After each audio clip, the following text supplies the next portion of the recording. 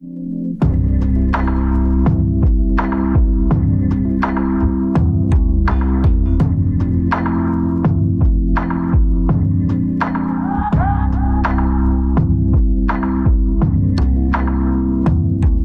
afternoon, everyone, and I want to thank you so much for joining me. My name is Maryam Bey, the host of Television, and I'm so happy to be here today. I have another phenomenal guest with me, a young man who is not only a motivational speaker and author, but he's out here really doing his thing. Mr. Brad Butler. We were together yesterday because yesterday he had his book signing. So what I would like for you to do, can you tell the audience something about you, give the audience a little history about who you are and why you're doing the things that you're doing today? Sure.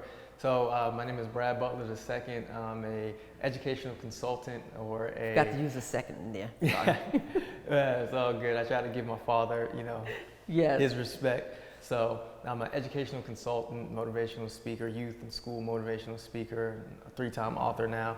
And what I do is, I do keynote presentations, I do workshops, I do anything I can, to be an impact or help some of these students and educators to have a better connection, so that they can have the best chance possible at success in the school system. So that's me in a nutshell, and I started doing this because basically I wish I had someone like me when I was younger. So that's kind of what I strive to be for the youth, and I advocate for them now doing that. Okay. Now where are you originally from? Jersey City. Okay. And how do we know each other? Oh, my mom. My mom. Right, that's right. When I was working at Delaney Hall, your mom said, "You have to meet my son." She was always talking about her son and how he does this and he's that and everything. And then you wrote a book and stuff. And so then I brought her on. And then after that, you came on. Yes, ma'am. Television. And then we also did an award ceremony, and you received some awards and stuff.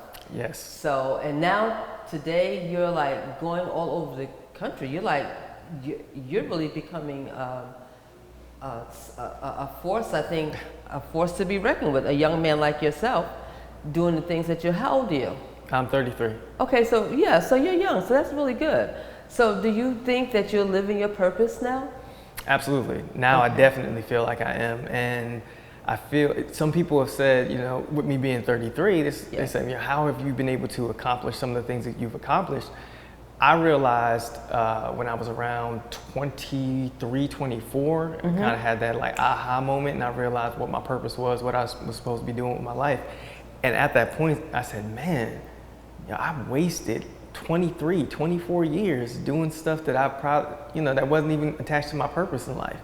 I'm not gonna spend another day not working within my purpose. So that's just been my drive, my vision, my motivation. Everything that I do is driven toward my purpose, my legacy. So there isn't a day that goes by now that I don't do something in some way, shape, or form that isn't attached to me being a better man, a better servant to God, a better student advocate, a better speaker, a better leader, a better coach, a better son, whatever it is that I can be. Husband, of course. Husband, of course. Wife, I love you. So. But husband, of course. But everything that I touch, I want to turn it to gold. Okay. So you said something. You said that you wasted time. Nothing is ever wasted, because everything that we go through or grow through is helping us to become the better version of who we are. So everything that you've gone through has brought you to where you are right now. So I think that's great. Absolutely. So now, because I don't want to miss this part, because at the end I usually ask about the person's vision and everything. I want to ask you right now, what is your vision for yourself? Oh man, my vision for myself. Wow, I come up with so much different stuff all the time that it's hard to pinpoint one thing. But here's what I will say. I just see myself traveling the world, speaking, empowering people, whether it's virtually or in person, because I have no idea what's going to happen with the pandemic. But what I do know is things are starting to open up again. More opportunities are happening again. So whatever it is that I can do as far as getting out there and being in person, I'm looking to do it. I want to be in person as much as I possibly can, because I feel like the impact is just a whole lot stronger when I'm able to touch the people, be on stage. They can hear my voice, hear the passion in person. Virtually is great. I can do that too. But it it's feels just something different. special. Yeah, when you're touching the people, when you're in it with them. Yes. Yeah, it's just something special about that ability to get the vibe and the feeling of the people in the audience. And trained professional speakers, they know you might have an idea of what direction you're going to go in as far as your career path, or even being on stage speaking. Right. And you get up there and you start speaking, and you get a feeling like, no, this isn't the message that they need. It's time to make an adjustment. So right while I'm doing my presentation, I'll adjust and turn to something else. My wife would be like, what is he doing? Like, he didn't tell me that he was going to talk about that, or he wasn't going to do that, or where is he going with this story? Where is he going with the and then I'll tie it in. And she's like, okay, the Spirit just told you to do that. The Spirit told you to move in that way. Okay, great, I got it. And same thing with my business. I might feel that I'm supposed to be doing one thing, and I'll only go but so far with it before the Spirit tell me, you got to move. You you have to do this. Okay. Or maybe I just wanted you to do this to learn something from it, or get an idea, like to have an epiphany, whatever, from that. And then what I really wanted you to do was this, but I needed you to go through that in order to get to it. Right. And all that is part of the process, or the steps that we have to go through. Now, your book, Pain, Passion, and what was the third one? Purpose. Purpose. Okay. What made you want to write that book? I wrote the book because I didn't want anyone else telling my family story. And by that, rumors. People will spread rumors. People will have their own way of thinking about you, their own way of, like, this idea of who you are, you're greater or lesser than, based on the story that they tell. And it's not even the truth. So I didn't. So what was the story? Oh, the story, I don't even know what it could possibly be. Okay. I just didn't want to leave it to chance. Okay. So I said, I'm going to tell you my story through my eyes. Yes. And some things could have been misconstrued or wrong, but that's why I went to, like, my mother, my father, my sisters, and I asked them, hey, am I right about this? Did this go this way? Like, I know I'm the youngest, so I might have seen things the wrong way. So I want to give the story the proper way. And they're like, nope, you're right. Yep, or change this, change that. This happened at that time. You got the dates, or that type of thing. So I just wanted to have control over the narrative. Okay. So you've never been incarcerated, but your father was? Yes, my father was incarcerated, but I have been arrested once. Right. Okay.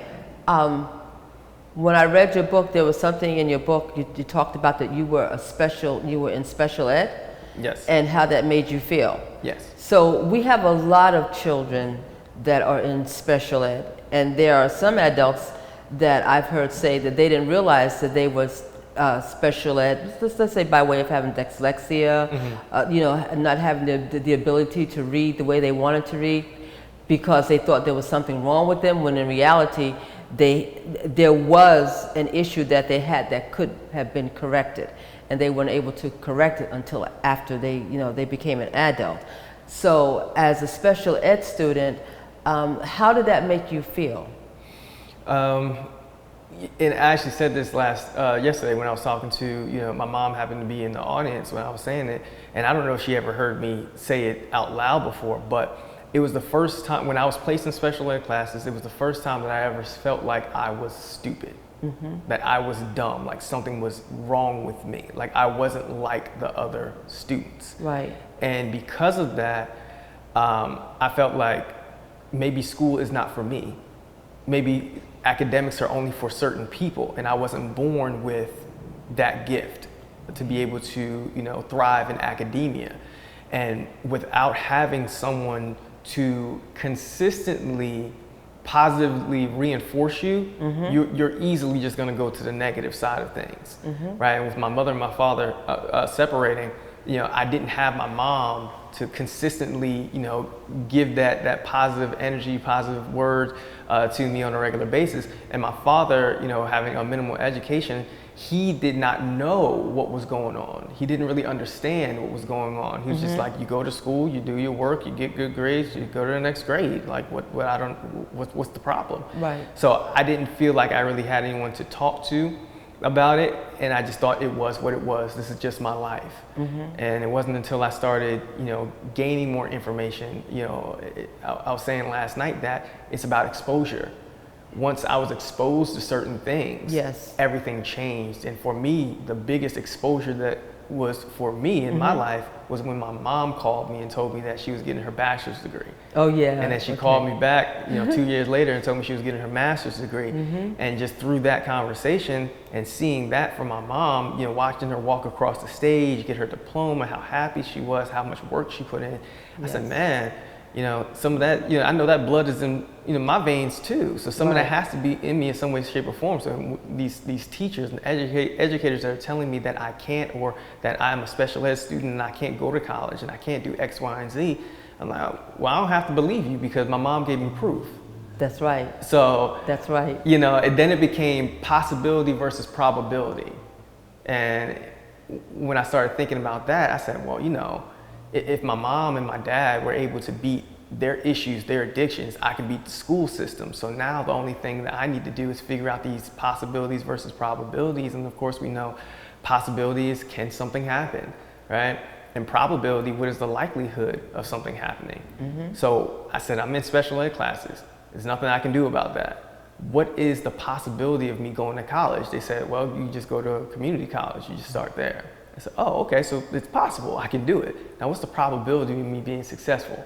Okay, now that's all on me.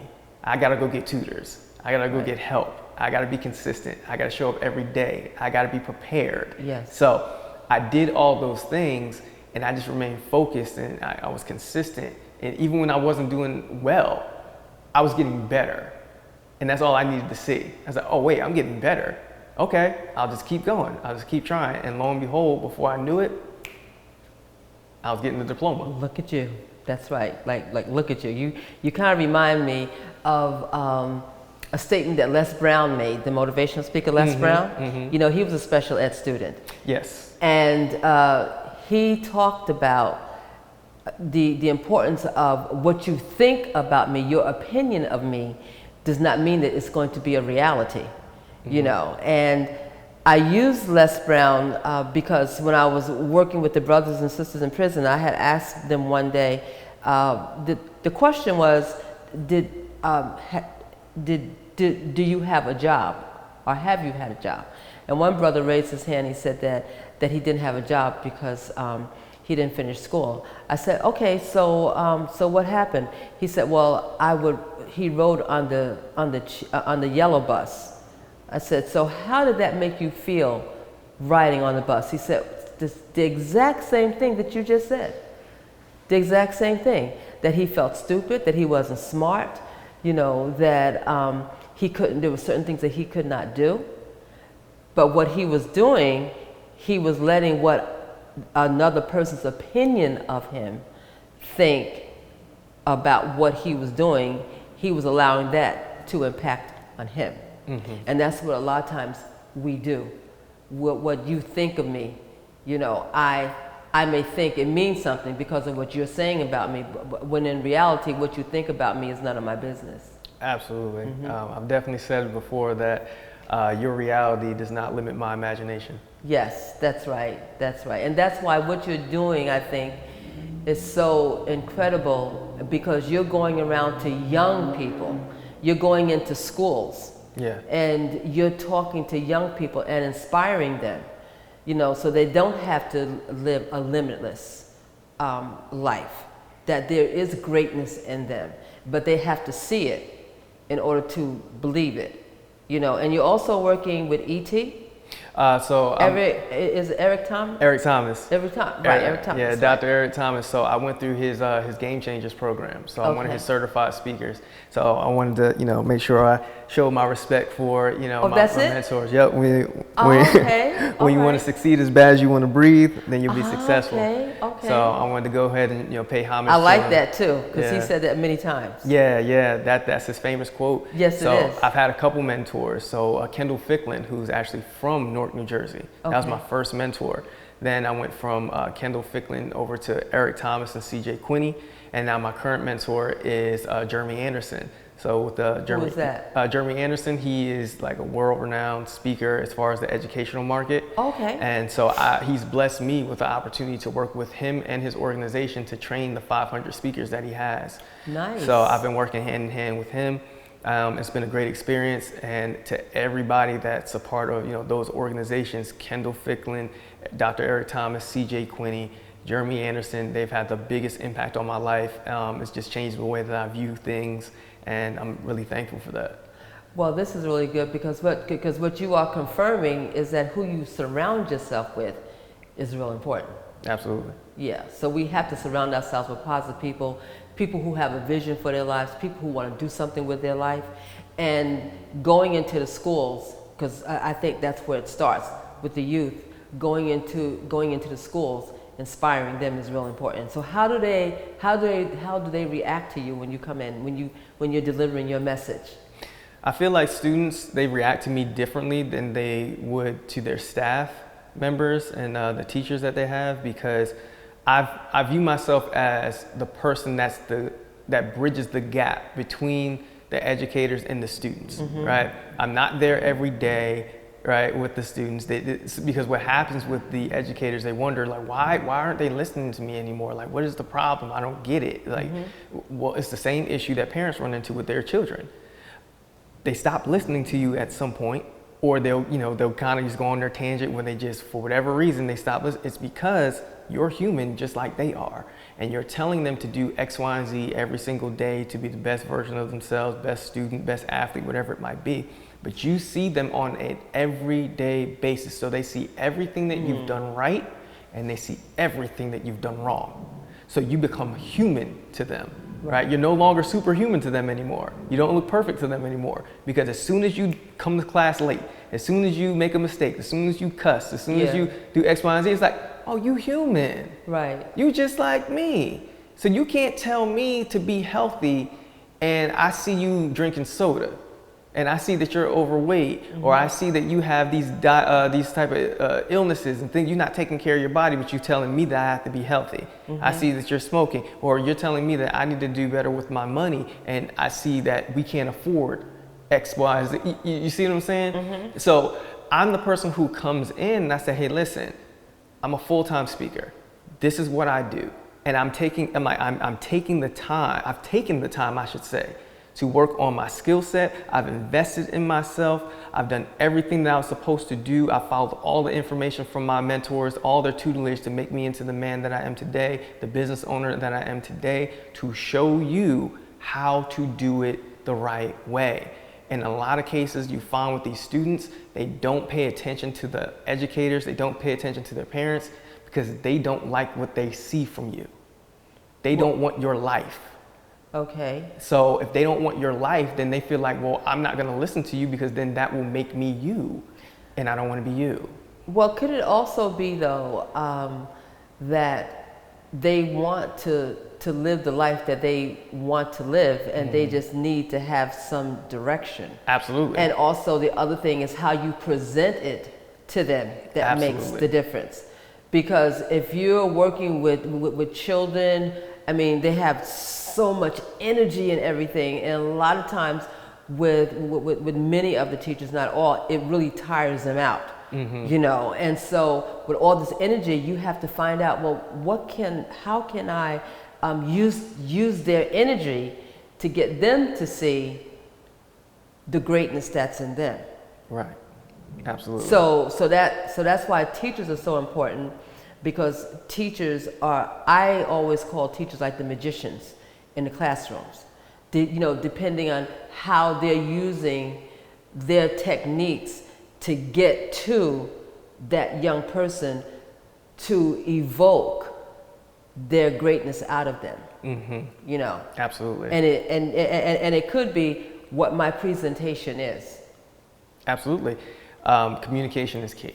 I tell people all the time that without communication, you have got a problem on your hands. Right. So when I'm going out there and I'm talking to these students, one thing, I mean, some people don't necessarily like it. It's okay with me. I've been doing it for 6 to 7 years now. Some people don't necessarily like the way that I dress, right? When I come speak in schools. But I get it. It's not for everybody. And I can tell that some of those people, they're the ones that are like, we're against change. We don't like change. Yeah, right. And I'm like, but you're going to have to change if you want to get through to these kids. Yes. So when they see me, they don't look at me as a threat.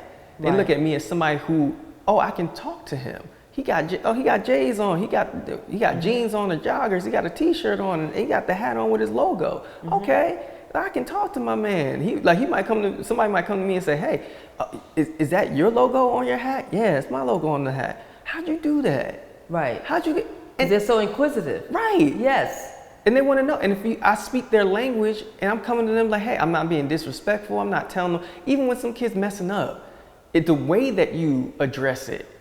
It means everything. It is. It does. And when they're messing up, they're also telling you something. Absolutely. But you have to be able to tap in to what they're telling you. You know? Absolutely. As a teacher. Yeah. Teachers, coaches too. Because I'm not letting them off the hook. Because I've seen some coaches who they just. Okay. So one of the things that I also did, aside from getting certified as a speaker, was I also got certified in William Marston's DISC assessment. So that teaches William Marston's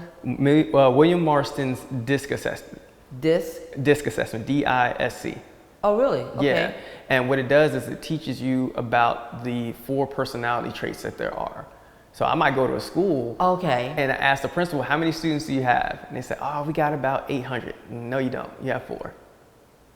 What? You have 4 students. There's only 4 different personality traits. I just need you to learn how to communicate with all 4.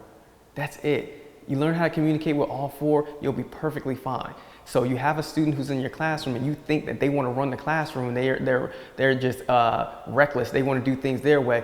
No, it's not so much that. It's that they're a leader. They have leadership qualities and you need to give them something to do where they can be the lead.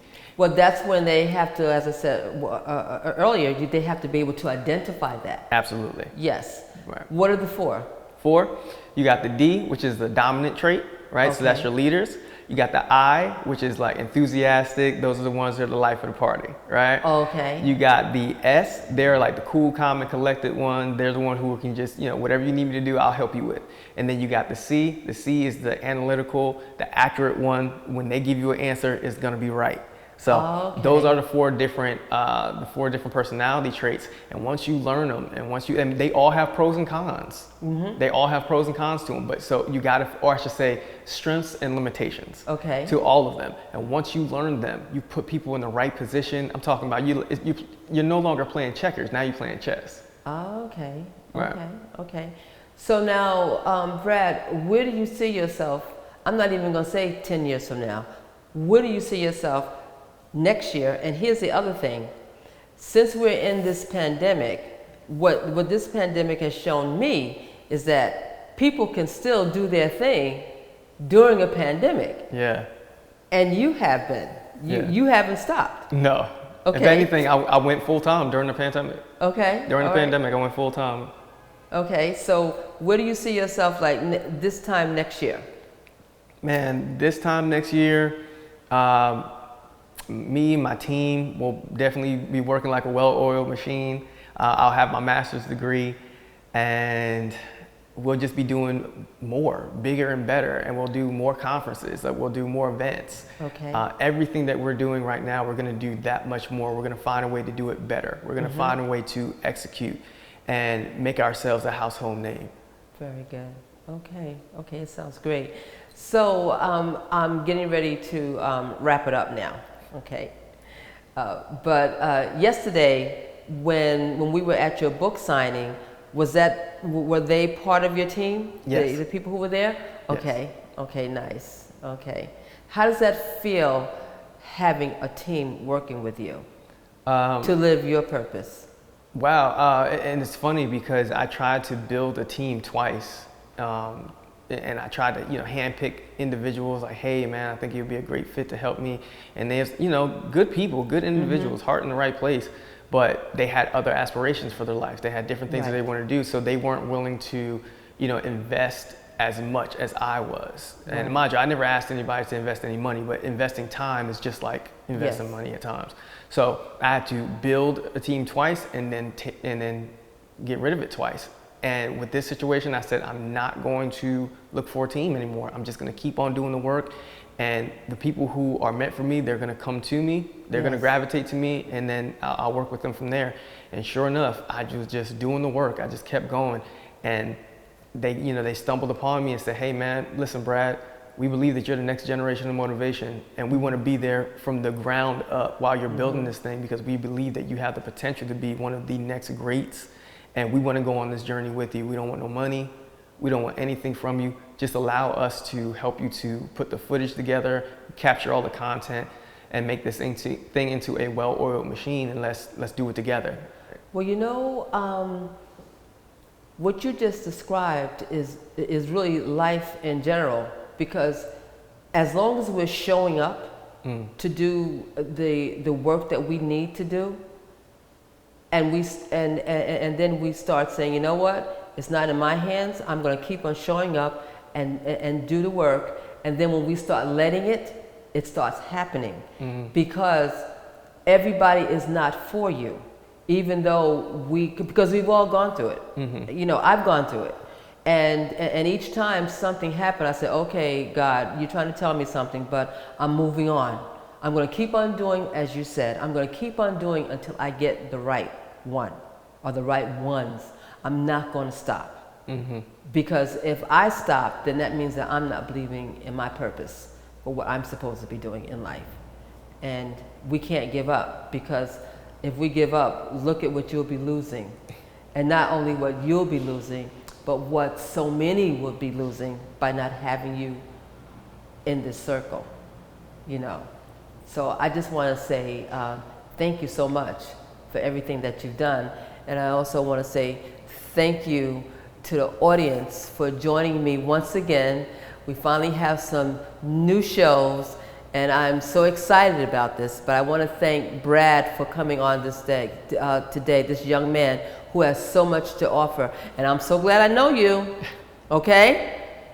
Don't forget me when you get up there now. I could never do that. Thank you so much, and have a great day. My name is Maryam Bey.